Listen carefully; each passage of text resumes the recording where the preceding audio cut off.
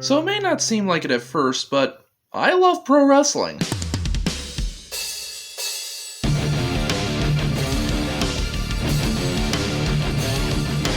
Pro wrestling is something many of us just can't seem to get enough of, whether it be small local shows done at state fairs, all the way to big stadium shows done for literally tens of thousands of people. And one company specifically that's been the biggest promotion of all, the WWE.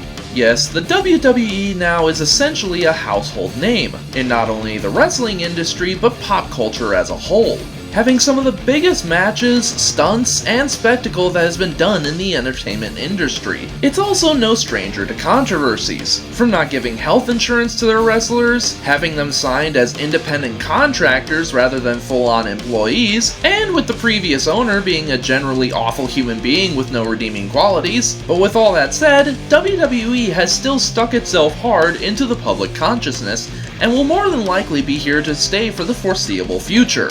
And with it dominating the world of wrestling, it wouldn't be too long before they would dip their toes into feature films with their lineup of superstars. Hulk Hogan, Dave Bautista, Dwayne Johnson, John Cena, and Stone Cold Steve Austin have all gone on to prove their worth in and outside of the ring. For better or worse.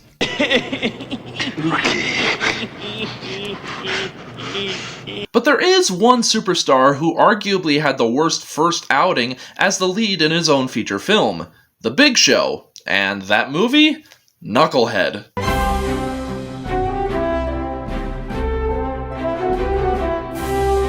Being the second film fully produced under WWE Studios in partnership with Samuel Goldwyn Films, I would argue this film is one of the worst straight-to-video movies from WWE. Yes, even more stupid than all the Marine sequels. Yeah, it's that insufferable at times.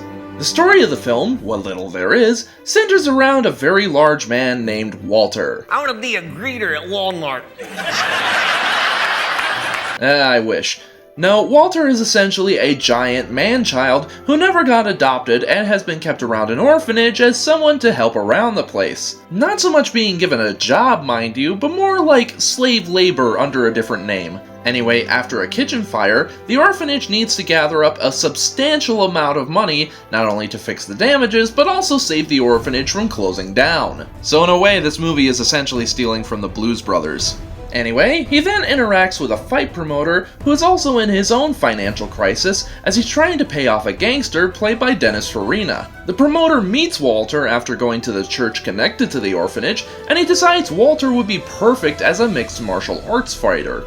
And by mixed martial arts, the movie is actually meaning full-on pro wrestling, just under a different name to try and pull the illusion that pro wrestling is legit fighting. So essentially, this movie is just more fuel for the marks. It's still real to me, damn it!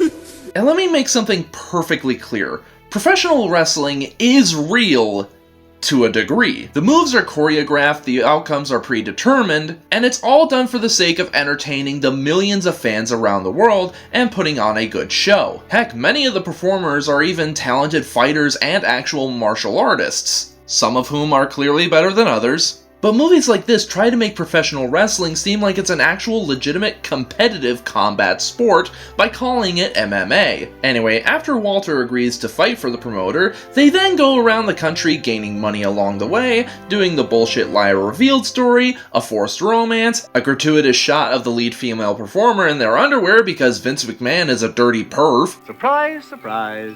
And of course, an ungodly amount of farting.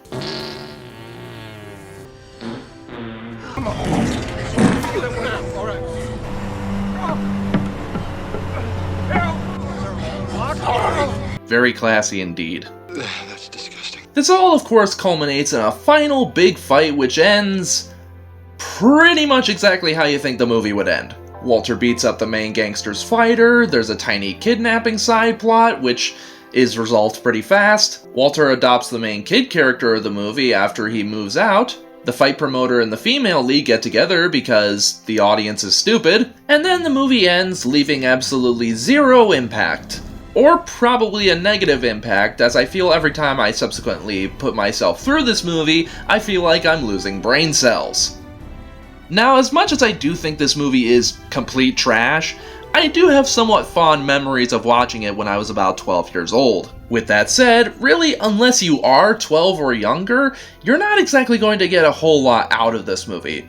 Which in and of itself is kind of ironic considering the movie is PG-13. Whoops.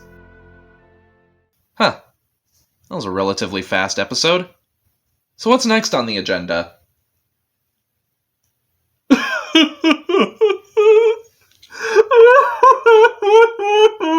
I'm having fun! Shut up, Big Show!